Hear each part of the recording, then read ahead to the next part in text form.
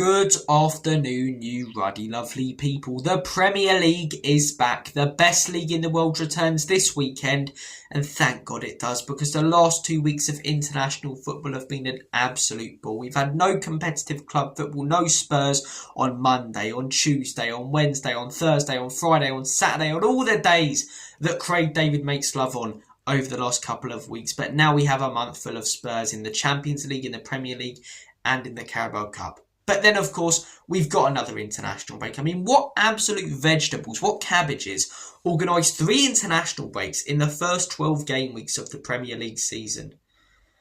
It's ridiculous. It's a passion killer. It really is. It's getting walked in on midway through the act.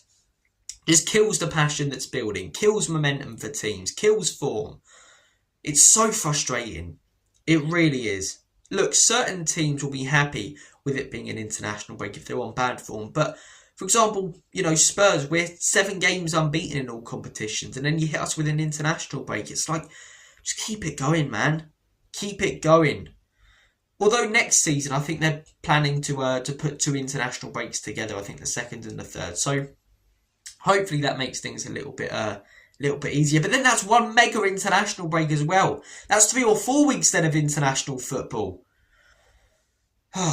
We don't have to think about it for 4 weeks though. We've got 4 weeks now of Premier League football, Champions League football and Carabao Cup football. And Spurs are in all 3 of those competitions. And Spurs are set to return this Sunday afternoon against Unai Emery's Aston Villa. Hopefully we can make Sunday night a bad evening for the Spanish head coach. But it very well could be a good evening if he arrives at the Tottenham Hotspur Stadium with the right tactics. We arrive at the Tottenham Hotspur Stadium with the wrong ones, and they get the better of us, because they have quite a few times at our stadium. We have a much better record at Villa Park than we do at home against them. But they've not had the best start to the season. They're starting to bring things back a little bit, starting to hit a little bit of form, click a little bit over the last few weeks. But again, international break, has that killed the momentum that they were building? But let's take a look at Aston Villa's last 5 games. Their most recent game, a 2-1 win against Burnley. My tactical breakdown on how Spurs can beat Villa this weekend. I talked about what got them the win there. Watkins drifting a lot more wide,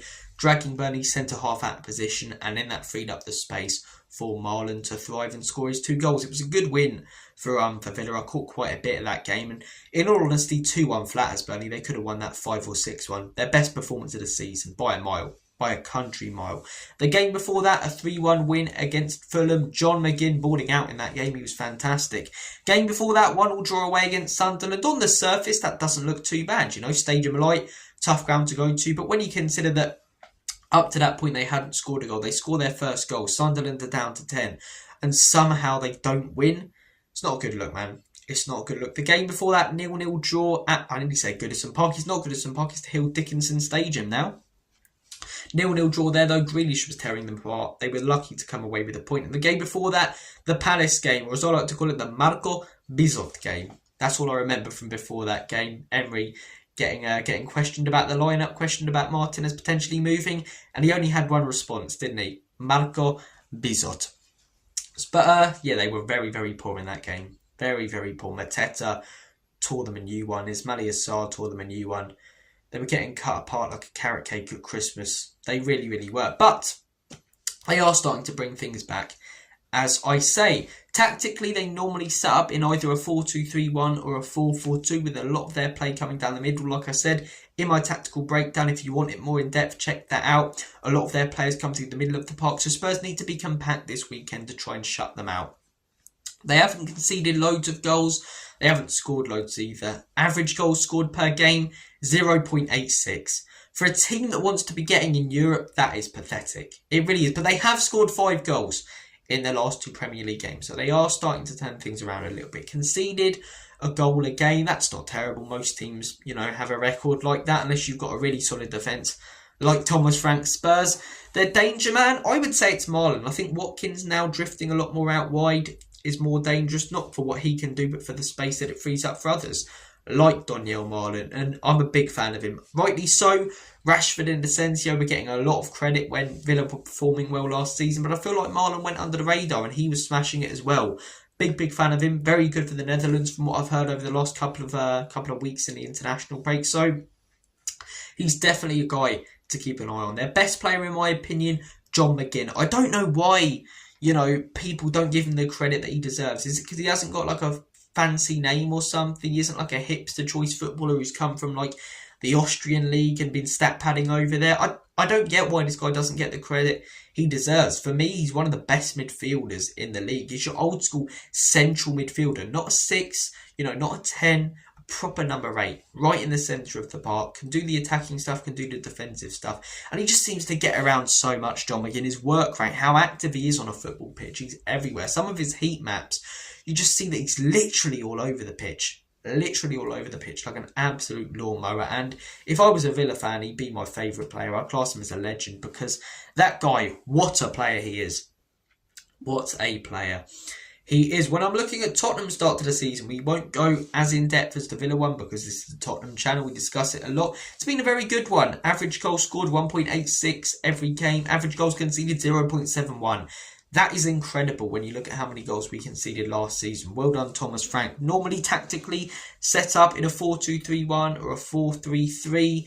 Like to press high. Counter-attacking football seems to be our way, though. A lot of crosses going into the box. In our last 5 games, most recent one, a 2-1 win away against Leeds. Before that, a 1-1 draw against Wolves. A 2-2 draw before that against Brighton. A 3-0 win against West Ham before that. And a 1-0 loss at home against Bournemouth, where we got battered like a haddock down your local fish and chip shop. How can Spurs beat them?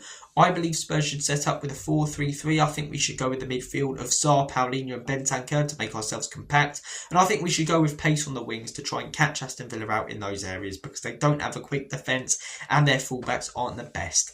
Defensively, when I look at our recent games against Aston Villa in our last 5, the most recent one we lost 2-0 to Villa. No one gave a monkeys about that game though from a Spurs perspective, because we had the Europa League final a week later. The big thing in that game was no one get injured. Just no one get injured. We went on to win that Europa League, and that game was forgotten about, I think, the day before. The game before that, very, very positive result and performance. A 4-1 win at home against Aston Villa. And that was that small period last season where it was actually clicking a bit under Andrew. We beat Villa 4-1, City 4-0, Man United 3-0. We had that little period last season where we were smashing teams. We were playing all right, and that was a great win. Dominic Solanke, he didn't score a hat-trick. He scored 2 goals, but I remember that little dink over the keeper. Lovely finish that at Maddison's free kick. The game before that, 4-0 win away against Villa Park. Great performance there. Really, really great performance there. We played really well in that game. Sarr's cross to Maddison. I remember Kulusevski scoring as well. Werner even scoring a goal in that game. Son, we played very well in that game. Very, very well. The game before that, 2-1 loss at home to Villa. That was the one where Matty Cash endeared himself to the Spurs fans after injuring Bentancur. I don't think he done it intentionally, but, he has got a bit of a record for injuring players. So, too aggressive sometimes in the tackle. Matty Cash, if you were a Villa fan, you'd love it. If you're an opposition fan, you hate it. So, that game, though, I remember, we battered them, man. They literally did sod all, and they came away with a win. They were very, very lucky. In the game before that, they beat us 2-1 at the end of the 22-23 season. A bit like the 2-0 loss. The end of that season was just petering out. The 2-0 loss last season, we had the Europa League to look forward to. The end of that season, Conte was gone, Stellini was gone. We had like Mason, nothing to look forward to. Very, very bleak time to be a Spurs fan. Score prediction. If Spurs set up the right way, I don't think Villa are that good. I think when Watkins goes into those wide areas, if he does play because he's got a bit of a knock, don't track him, because when he receives the ball, he's not the best. Try and mark Marlon out of the game. I think if you limit Marlon, Rodgers and McGinn, I think you limit Villa and any creativity, chance creation or chances in general that they can offer. I'm going to say, based on how defensively solid Spurs have been, I'm going to say that Spurs win this game 2-0. I'm going to say a pretty comfortable 2-0 win. Villa are a good side. I wouldn't be surprised if they come to our ground and get something. And if they do, it's not the worst result in the world for Spurs. But, a drawing. I can't say, Spurs lost. But it's not the worst result, because, that literally is the worst result at the 3 results you can get in a football game. But I'm going to say 2-0 Spurs. If you want more reasons as to why I think that, check out the tactical breakdown. I'm going to stop selling that now like a proper salesman. So, take care of yourselves, guys. All the best. Have a smashing rest of your day. And as always and forever, come on, you Spurs.